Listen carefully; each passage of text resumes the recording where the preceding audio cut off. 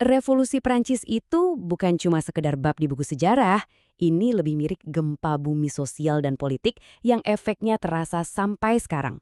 Sebuah revolusi yang meruntuhkan kerajaan ribuan tahun dan melahirkan ide-ide yang jujur aja masih kita perdebatkan sampai hari ini. Nah, yuk kita bedah bareng-bareng gimana semua ini bisa terjadi. Oke, langsung aja kita mulai dari sini. Coba deh lihat gambar ini. Ini nih potret Prancis sebelum revolusinya meledak. Satu orang rakyat jelata, kurus kering, harus menggendong dua orang yang kelihatan nyaman banget, seorang agamawan dan seorang bangsawan. Inilah inti masalahnya. Semua beban negara, semua pajak, semua kerja keras dipikul sama mereka yang paling nggak punya apa-apa. Brutal ya, tapi ini gambaran yang sangat akurat. Nah, ketidakadilan yang barusan kita lihat itu bukan masalah sepele loh. Itu adalah sebuah sistem yang udah berakar ratusan tahun. Sekarang, mari kita bongkar fondasi yang sebenarnya rapuh banget ini. Fondasi yang bikin seluruh kerajaan siap runtuh kapan saja. Sekarang, coba kita lihat angkanya, biar makin kebayang. Bayangin ya, 97% dari seluruh populasi, mulai dari petani, buruh, sampai dokter dan pengacara, semuanya dijejelin ke satu kelompok, golongan ketiga. Sementara itu, dua kelompok lainnya, para agamawan dan bangsawan, cuma 3% dari total populasi. 3%. Dan yang bikin makin parah apa? 3% yang super minoritas ini bukan cuma menguasai tanah dan kekayaan, tapi mereka juga bebas pajak. Ya, bebas pajak. Jadi semua biaya negara, mulai dari ongkos perang sampai gaya hidup mewah di istana, semuanya dibebankan ke pundak yang 97% tadi. Ini sih udah kayak resep sempurna buat sebuah ledakan sosial. Jadi bisa dibilang ada 4 sumbu yang siap meledak di waktu yang bersamaan. 1. Ketidakadilan sosial yang udah parah banget. 2. Negara bangkrut total, sampai-sampai harga roti, makanan pokok orang biasa, meroket gila-gilaan. 3. Ide-ide baru tentang kebebasan dan kesetaraan mulai menyebar kemana-mana. Dan terakhir yang bikin lengkap, ada raja yang lemah dan ragu-ragu di puncak. Wah, yang isi bom waktu yang tinggal nunggu detik-detik terakhir. Dengan kondisi yang udah sepanas ini, cuma butuh satu percikan kecil aja untuk menyulut semuanya. Dan percikan itu akhirnya datang, memulai sebuah pemberontakan yang bakal mengubah peta dunia selamanya. Coba lihat deh, seberapa cepat situasinya memanas di tahun 1789. Bulan Mei, Raja manggil rapat darurat buat bahas keuangan. Sebulan kemudian, di bulan Juni, golongan ketiga yang merasa suaranya nggak didengar, nekat memisahkan diri dan bilang, kamilah perwakilan rakyat Prancis yang sesungguhnya. Terus, puncaknya di 14 Juli, boom, semuanya meledak. Nah, inilah dia momennya, penyerbuan penjara Bastille. Ini bukan soal mau bebasin tahanan ya, karena isinya juga cuma sedikit. Ini adalah serangan simbolis. Rakyat Paris menyerbu benteng lambang kekuasaan raja ini buat cari senjata. Dengan jatuhnya Bastille, pesannya jelas, nggak ada lagi jalan mundur. Revolusi telah dimulai. Dan dari api pemberontakan inilah, lahir sebuah teriakan, sebuah semboyan yang bakal menggema ke seluruh dunia. Liberté, kebebasan dari penindasan. Égalité, kesetaraan di hadapan hukum, dan fraternité, persaudaraan sebagai satu bangsa. Inilah janji besar dari revolusi. Tapi sayangnya, janji indah tentang kebebasan itu nggak bertahan lama. Revolusi yang dimulai dengan cita-cita yang begitu mulia, justru berbelok ke jalur yang sangat gelap dan mengerikan. Gimana ceritanya sebuah revolusi bisa jadi begitu brutal? Untuk memahaminya, kita harus dengar langsung dari arsiteknya, Maximilien Robespierre.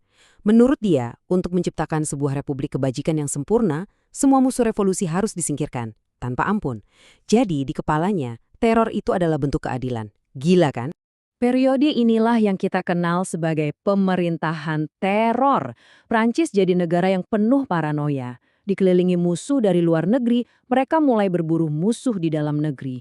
Bayangin, Anda bisa dituduh musuh revolusi cuma karena salah ngomong, atau bahkan cuma karena dianggap kurang antusias. Dan hukumannya cuma satu, pisau giliotin. Seberapa parah sih teror ini? Angka resminya aja 17.000 orang dieksekusi pakai gilotin. Dan itu baru angka resmi. Puluhan ribu lainnya tewas di penjara atau dibantai. Paris yang tadinya kota perjuangan berubah jadi lautan darah. Tapi seperti kata pepatah, senjata makan tuan.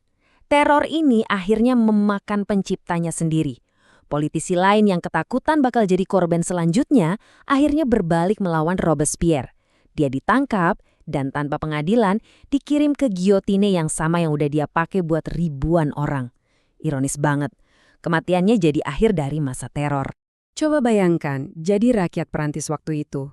Udah 10 tahun hidup dalam kekacauan, perang, dan teror. Mereka udah capek. Mereka nggak butuh lagi janji-janji soal kebebasan. Mereka butuh hal yang simpel, keamanan, stabilitas, dan makanan. Panggung pun seolah sudah disiapkan untuk kedatangan seorang penyelamat. Dan muncullah dia, Napoleon Bonaparte.